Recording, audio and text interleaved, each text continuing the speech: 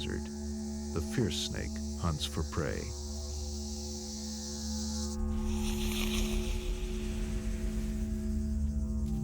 It carries in its armament less than 2/1000th of an ounce of venom, with a potency that could kill 250,000 mice. Why this snake needs the animal equivalent of an atom bomb in its mouth, no one really knows.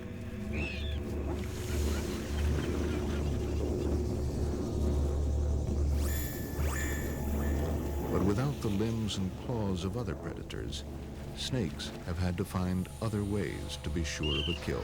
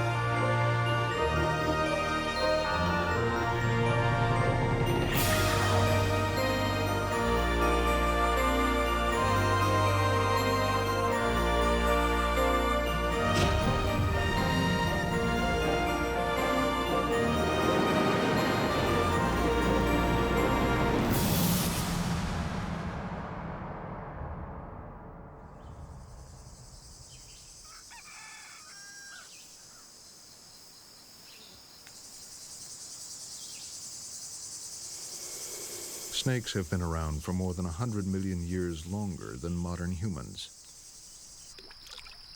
Except for the polar regions and a few islands, they have spread throughout the world.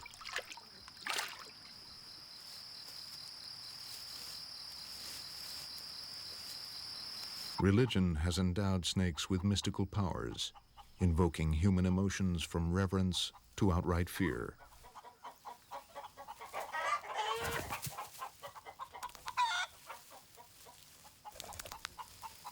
Snakes live among us, yet we find it difficult to accept their presence near our homes, whether we see them or not.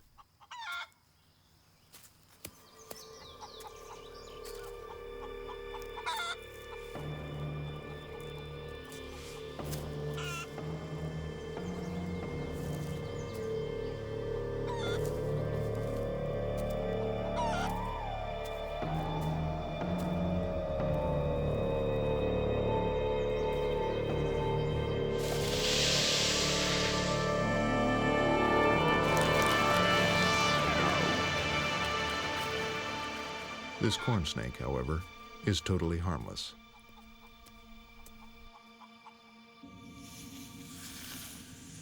Although all snakes have the same fundamental body plan, there are wide variations on the theme.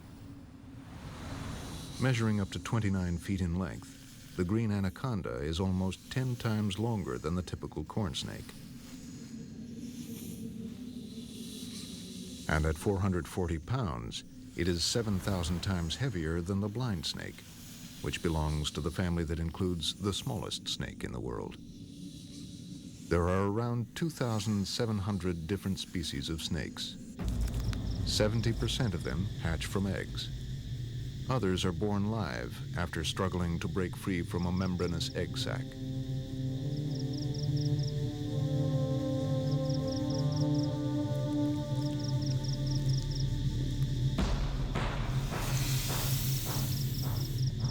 Venom and fangs are found in only 1/4 of all known snakes.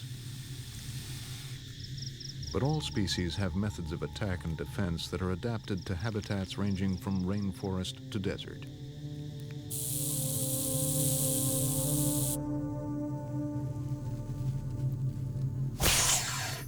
This is the tail of the cantle snake. Or if you're a frog, it's a worm. But not for long. Once tempted, the frog is turned from predator to prey in a single pounce. Snakes live by stealth, speed, and sheer power.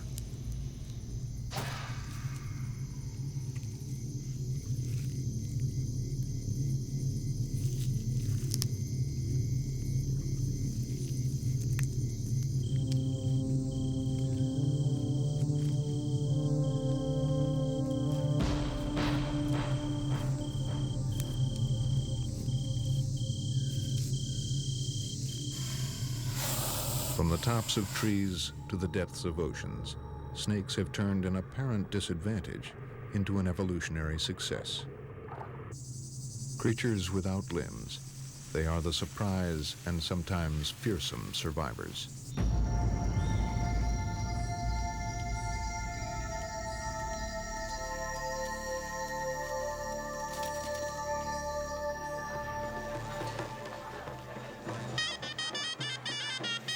In the realm of the senses, snakes seem particularly ill-equipped. This cobra is not actually hypnotized by the snake charmer's music. In fact, it can't hear it like us at all.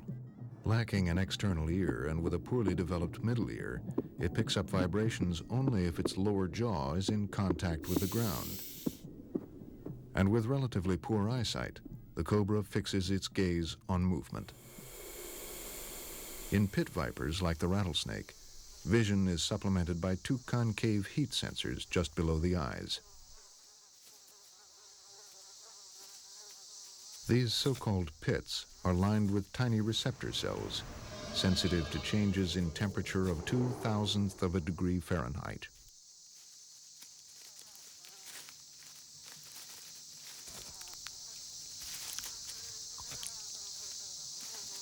In its desert habitat, a rattlesnake can tell the difference between a warm breeze and the heat given off by its potential prey. The brain takes this information and combines it with visual images to precisely locate its prey. It's so accurate, it will have a near 100% success rate when it strikes. The importance of sight varies enormously between snake species. The blind snake has a degenerated eye, just a light receptive cell.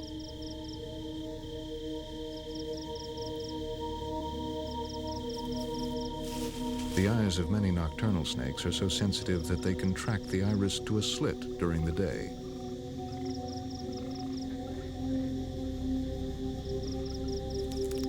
Most snakes are unable to focus their eyes the way humans do. Instead, they move the lens in and out like a camera. The long-nosed tree snake is the only snake that can focus by changing the shape of its lens. It can also see in 3D.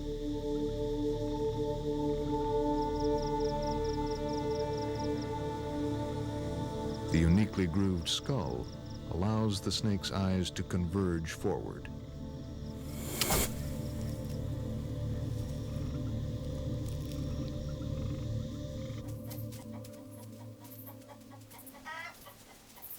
Snakes can taste air and the odors it carries.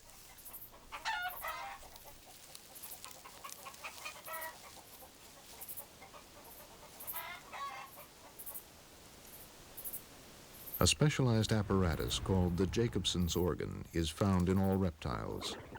In snakes, the twin tips of the tongue pull scent molecules from the air and deposit them into the organ, passing information to the brain.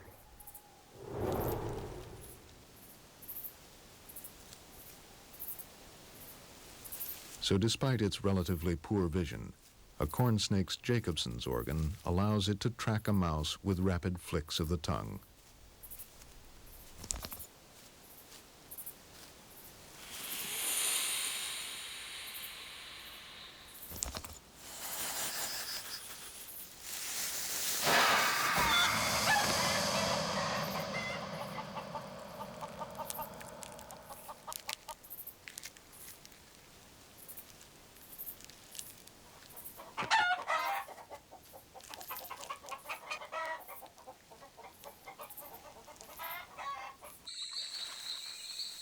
For the green anaconda, the hunting tools are the same.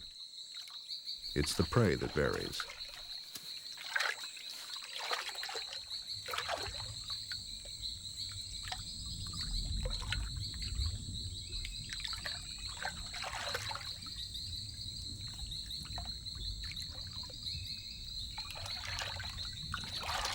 A mouse would hardly satisfy a 29-foot anaconda.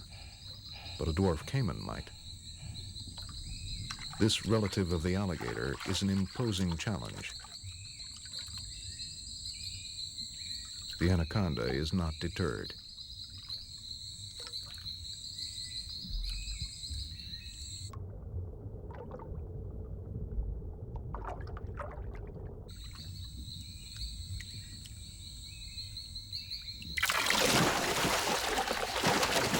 Relying on its immense strength, the anaconda squeezes the life out of its helpless prey. But how is it possible for a snake to devour an animal that is larger than its mouth?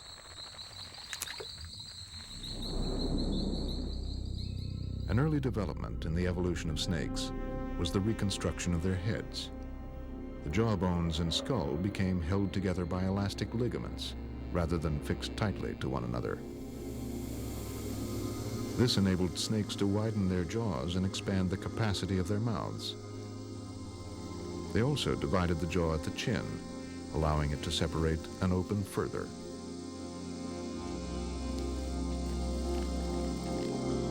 They use their backward-pointing teeth to grip their prey, rather than chew or tear like other predators. A more recent advance in the evolutionary story of snakes is the development of fangs.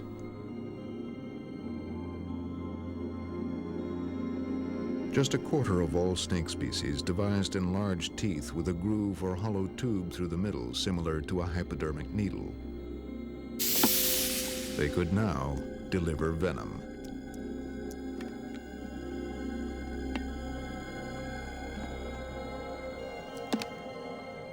Venom is produced by modified salivary glands found in the top of the snake's mouth. A mixture of proteins, venom can destroy tissue or attack nerve and muscle function.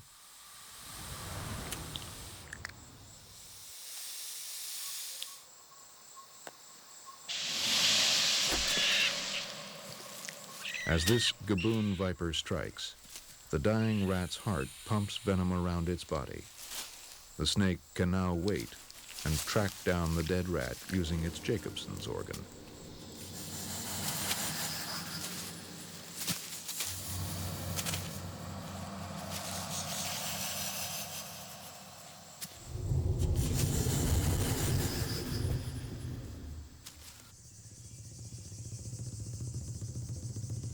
The king cobra is the world's largest venomous snake, growing to over 16 feet. It preys mostly on other snakes, even venomous ones. The mangrove snake delivers a mild venom through a set of small fangs toward the back of its mouth.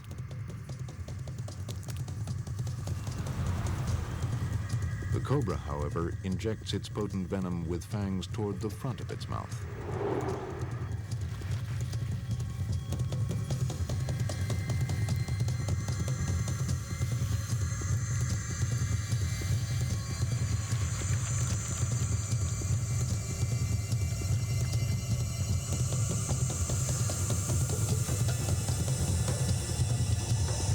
Although small in comparison to the gaboon viper's inch-long fangs, the king cobras are no less effective.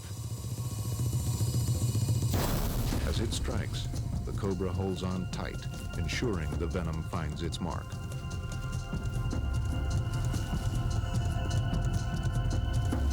Within minutes, the mangrove is dead.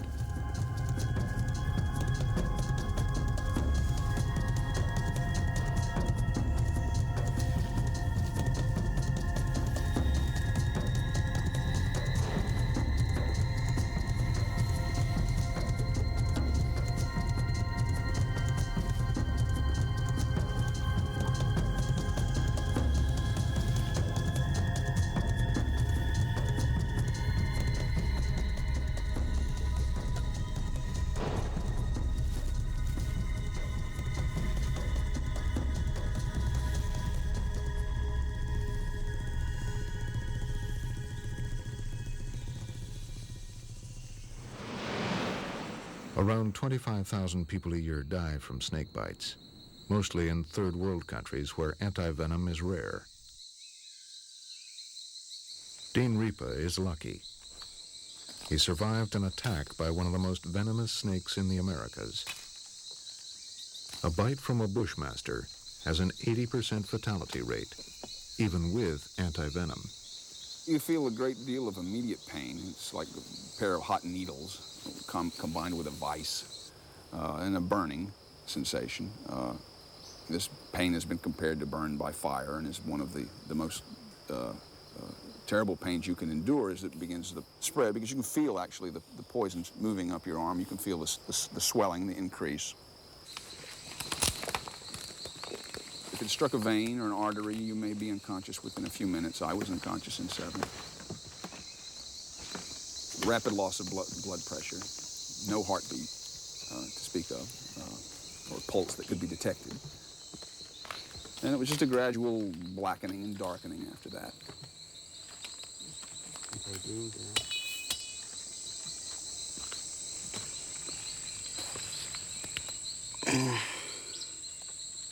Nada.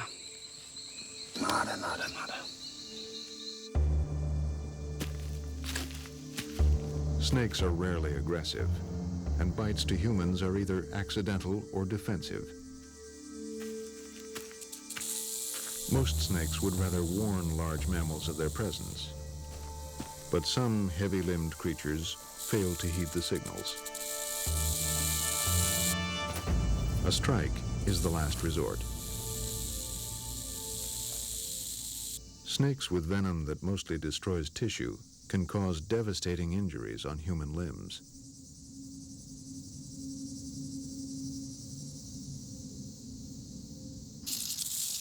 But deaths from what are considered dangerous snakes are still quite rare.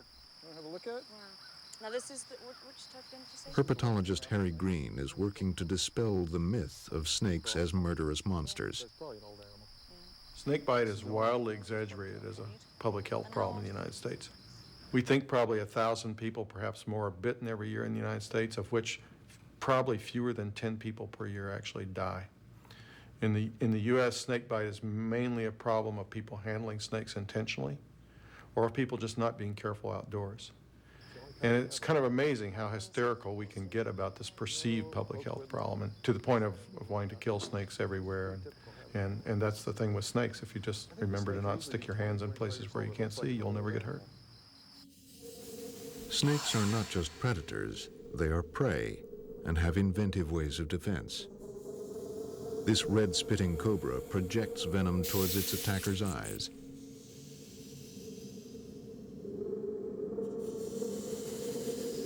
A Cape cobra can't spit, but it can play a game of illusion.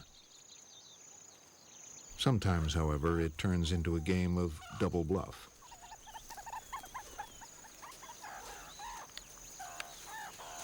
In South Africa, meerkats prey on small snakes, but will take on a cobra to defend their young.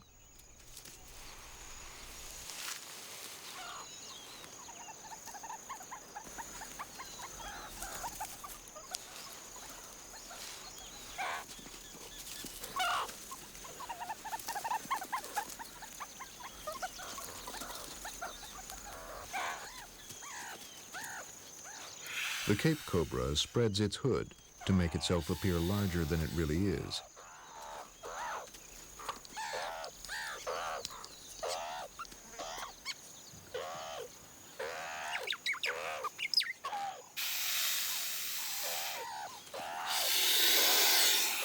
The meerkats group together to appear as one large animal to the snake.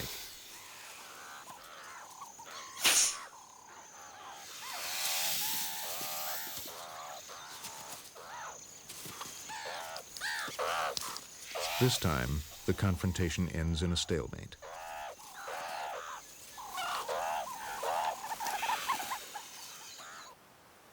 The venomous saw-scaled viper ranges over Africa and parts of Asia, in areas of dense human population. It warns of its deadly presence by rubbing together deeply ridged scales on the side of its body.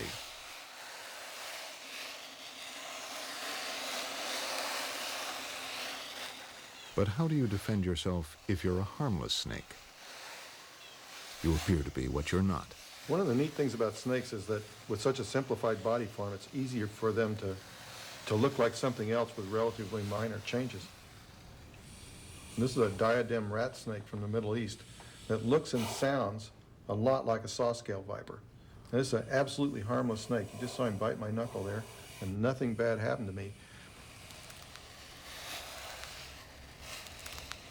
It's making this sound by hissing, and the saw-scale viper makes the sound.